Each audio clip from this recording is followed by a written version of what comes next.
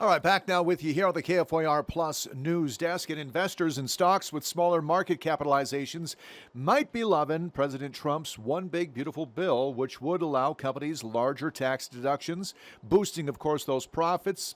Well, before the fun part, though, the part when we show earnings can rise significantly, and that stocks now could go up. We must explain the accounting for all this, and that's why joining me right now to help better understand it is Steve Cotton, a financial strategist who has had a multifaceted career in investments, business, government, public affairs for more than 48 years. Steve, welcome to the News Desk. Thank you for your time, sir. Well, good morning, Jay. Glad to be with you. You got it. So can you kind of explain some of the key components of the President Trump's One Big Beautiful Bill and how it differs from current tax rules? Well, there are a number of provisions that really will help small business theoretically, and I think realistically in a relatively short time. For example, for small businesses, there's a reduction in the corporate tax rate for some as low as 15%. And small caps often pay closer to the full corporate tax rate than the large multinationals do because their tax situation is simpler than the multinationals. But there's also an expansion of the qualified small business stock benefit in terms of the account expanding the definition of qualified small businesses to those that have up to 75 million in gross assets. It used to be 50 million. The act includes a greater number of small caps now because it's raised it to 70 million in assets. And also it's changed the capital gains exclusion cap to 15 million or 10 times initial investment, whichever is greater. So there are a lot of things in this bill that were specifically designed to benefit small businesses.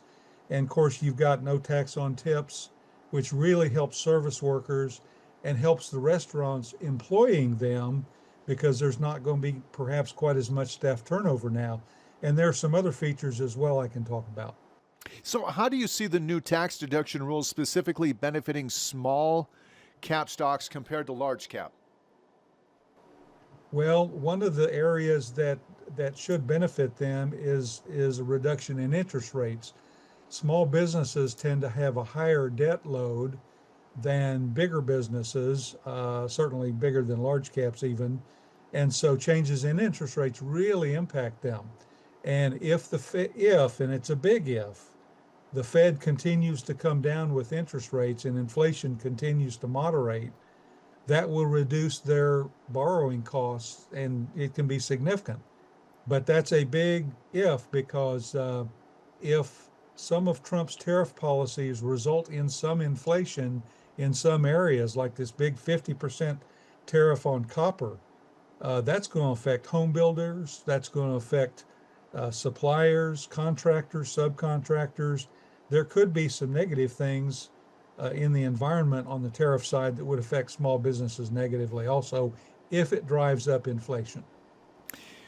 So manufacturing and defense companies might benefit. How do you address concerns that the wind, the solar, and hospitals could be negatively impacted by this new tax plan?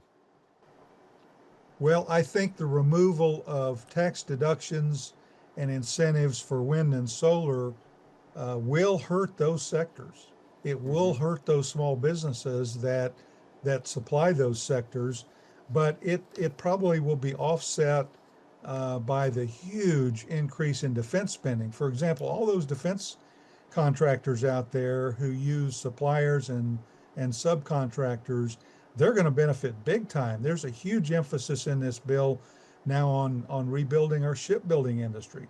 There's a big emphasis on avionics and drone technology, and all the small size businesses that feed the defense industrial base should benefit from this bill, in addition to women-owned businesses and minority-owned businesses, because in every defense bill, defense contractors are required to work with a large number of those to try to boost those sectors, and they're going to benefit as well.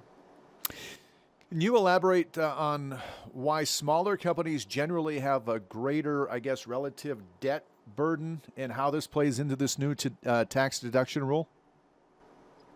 Well, generally, they don't have as many tax deductions and exemptions and loopholes as do some of the large cap and multinational corporations. The multinationals are, spanning more than just US, and they do benefit from some deductions that small businesses that are domestic focused only just don't have. It's not it's not that we're favoring large caps or even favoring multinational. It's just that their commercial footprint and their tax structure and tax treatment is very Hmm. different and much more complicated than the small caps. But small caps that focus on the U.S. are going to benefit from this America First emphasis in this bill. And I think this bill is going to be a huge boost to them um from all of these kinds of things we're talking about. What sectors do you believe from the Russell 2000 will benefit the most from this big, beautiful bill? I think any company that supplies defense products, parts, I think that's also true in the oil and gas industry sector or energy sector. I think there are a lot of small businesses that supply oil field equipment, oil field tools, all kinds of things. All of those defense and energy centric businesses, I think, will benefit. But the other thing I'll add is this no tax on tips is really going to benefit service workers and it'll indirectly benefit those restaurants and those businesses using them because the bill exempts up to 25%, $25,000 rather, Hmm. of their income on tips. And that means that you may have less turnover in the restaurant sector, which really would help our restaurants. Well, and conversely, which sectors are going to face some challenges or even disadvantages? I think any sector that is associated with green energy, there's going to be less benefit to them unless they can pivot and supply non-green energy sectors, like I was talking about oil and gas. Um, I think there's going to be a more positive economic benefit across the board for small caps than there will be negative. I think the negative is really more confined to the wind and the solar specifically that frankly have to have these incentives for people to buy those products. So, do the new tax rules, I guess, encourage small cap companies to take on excessive debt, potentially leading to maybe some financial instability within it? Well, it depends on the sector, it depends on the type of company, and it depends on the type of corporate leadership you have. In some environments, small businesses, have to take on more debt in order to expand. This is particularly true if they're exporting overseas, but it's really going to be a company specific question. It's an excellent question, and there's always the danger that if a small cap takes on excessive debt and then gets caught with inflation rising and the Fed either holding interest rates where they are, or if they were to reverse course and raise interest rates, then these kinds of companies with excessive debt could be caught in a very bad place. Uh, what does this do for small business growth? Well, I think it will enhance it. I think the emphasis on U.S. domestic and buying U.S. domestic, I think the emphasis on bringing companies on re-onshoring is going to be helpful to small businesses because as the bigger businesses come back onshore, they're going to be looking for small vendors, small companies that have unique products that they can buy domestically to expand their plants and build their plants. Construction will benefit, building materials will benefit. But again, one of the offsets is this 50% tariff on copper. And Hmm. that's going to slow down the home building industry. It's going to slow down the advent of new factory building here because of the use of copper. So there are pluses and minuses in this bill. I think there are far more pluses than there are minuses, but small caps really need to be careful about their debt load. And you've asked a very insightful question. Barclays predicts a 12% rise in aggregate earnings What factors could lead to the projection being overly optimistic? I think if the president's tariff policies had an unexpected inflationary impact, and that's yet to be seen. There, with a tariff, there are lots of things that can happen. The tariffed country can eat the additional cost, or the middleman can choose to eat the additional cost, or the buyer. If I go to a liquor store and I want to buy Irish whiskey and it's the tariff on that is off the charts, well, maybe I can buy Kentucky whiskey. Or the consumer just pays the added cost. There are four things that can happen. Hmm. And so when you talk about tariff and the impact of inflation from tariffs, you really have to be industry specific and almost product specific, and it's going to be all over the map. Some tariffs may end up being temporarily inflationary. I think copper will be inflationary, but there will be other tariffs that won't be, and there's some that have not been yet. It's really going to be a case by case situation.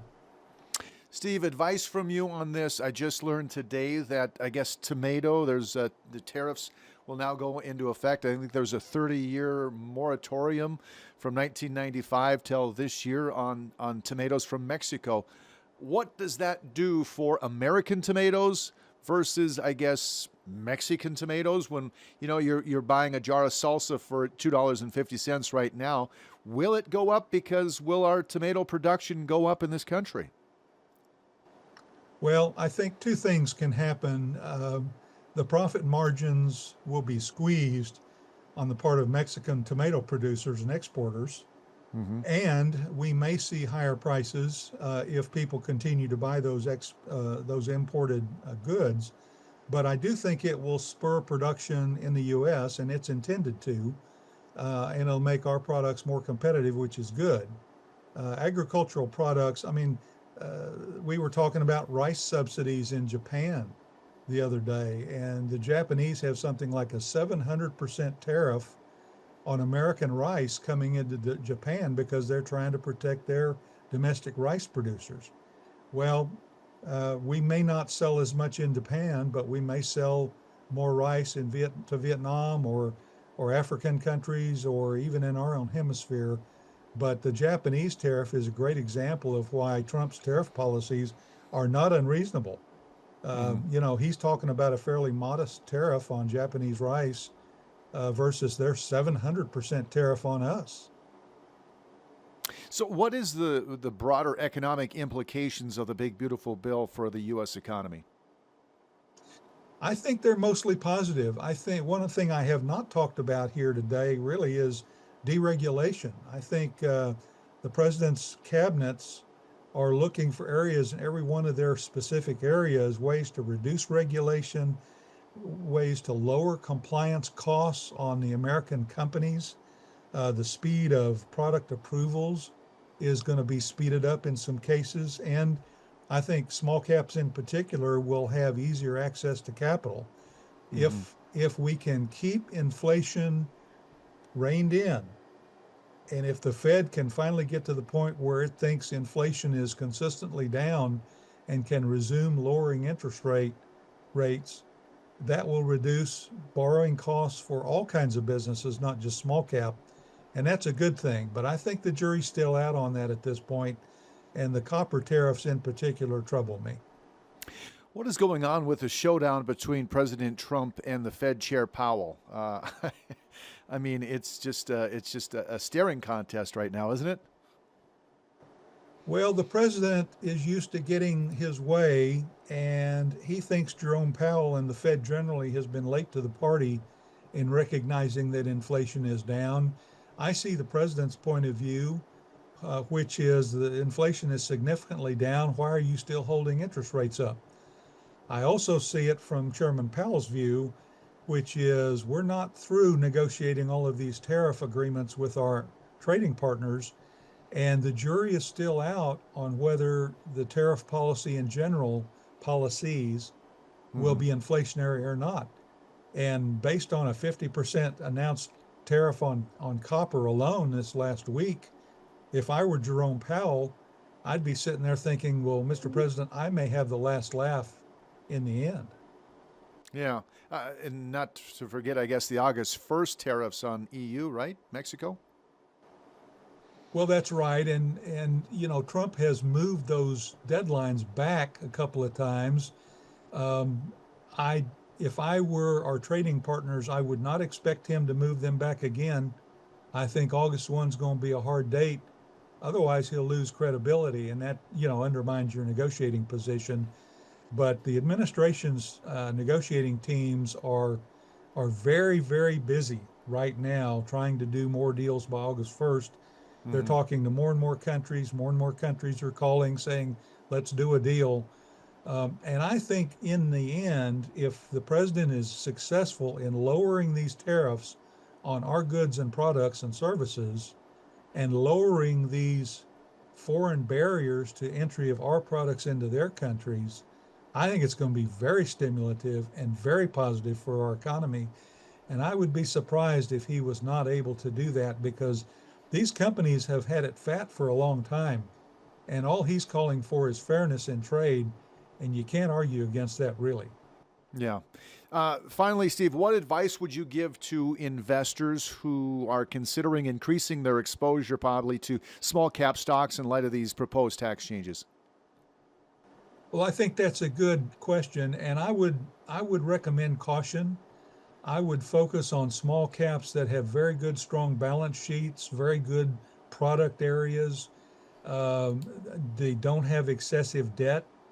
I think there are some very good small caps out there in the defense area, and the ones that build drones and the ones that use artificial intelligence. There are a number of good small caps that you would look at, but look at the fundamentals: low debt, good earnings histories, solid products, growing demand for their products. And I think small caps ought to be a part of everybody's portfolio. But because they're the most volatile historically, they ought to be a smaller percentage of your portfolio than, say, mid caps and large caps. Steve Cotton, thank you so much for the insight. I sure appreciate it. Steve Cotton, financial strategist, policy expert. Thank you, sir. Glad to be with you. Thank you. Absolutely. Have a great afternoon.